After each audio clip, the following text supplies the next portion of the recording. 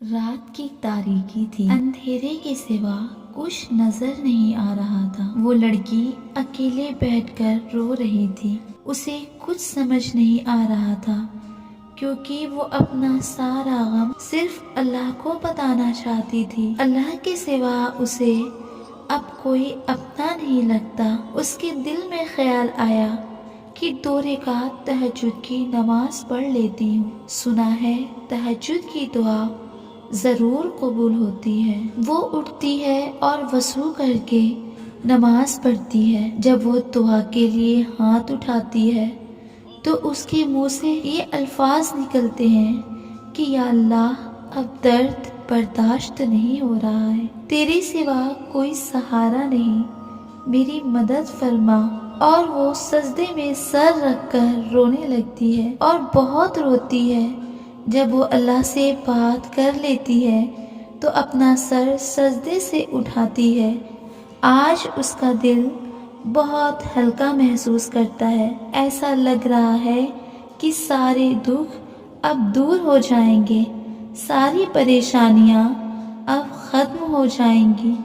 وہ پرسکون ہو جاتی ہے کیونکہ اس کے دل میں کہیں نہ کہیں یہ بات آ جاتی ہے کہ اب تمہارا سارا معاملہ صحیح ہو جائے گا۔ اور کیوں نہ ہو، کیونکہ بات تہجد تک آ پہنچتی ہے۔ جب تم اللہ سے تہجد میں ملتے ہو اور بات کرتے ہو تو اللہ تمہاری ساری خواہشوں کو پورا کرتا ہے۔ تم اس کے لیے اپنی نیند قربان کرو، وہ تمہاری جھولی نہ بھرے، ایسا تو ممکن ہی نہیں۔ تہجد سے تو خود خدا مل جاتا ہے، پھر اس چیز کا ملنا کیسے ناممکن ہو سکتا ہے جسے تم تہجد میں مانگ رہے ہو۔ تہجد کی نماز اگر لاڈلی ہے تو جو اس نماز کو پالے وہ اللہ کا کتنا لاڈلا ہے۔ اور جب ایسے وقت میں اللہ سے تم کچھ مانگو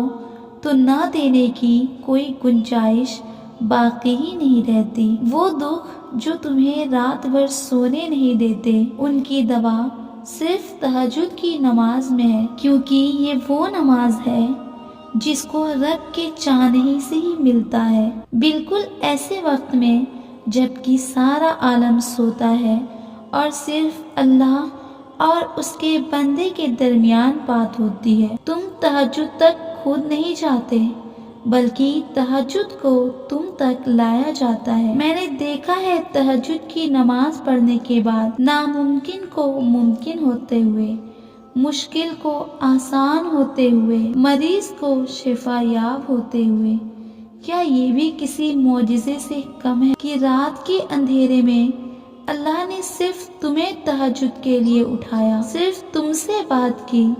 تہجد میں آنکھ سے گرنے والے آنسو اکثر دعاؤں کی قبولیت کا وسیلہ بن جاتے ہیں۔ تو پھر کیسے ممکن ہے کہ تمہاری دعا قبول نہیں ہوگی؟ تم بھی اللہ سے تہجد میں مانگو، اللہ تمہیں بھی اس چیز سے ضرور نوازے گا جس کو تم مانگ رہے ہو۔